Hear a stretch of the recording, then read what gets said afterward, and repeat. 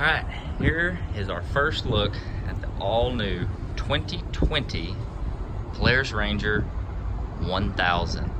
So this is going to be the non-XP version. So quite a few upgrades over a Ranger 900 that this really replaces in the new 1000 motor. A lot more storage, a lot more cup holders, a lot nicer interior than the 900. Everything really about the interior of this thing is improved. Seats, much nicer.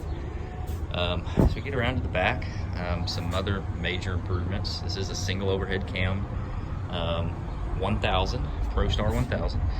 It is a lot smoother in the clutch engagement on takeoff. So it has a really smooth takeaway now. Makes it much easier when working around the property or backing up a trailer, getting in and out of tight spaces. This one will really do a great job for you. Come check it out, Jack Rabbit Offroad.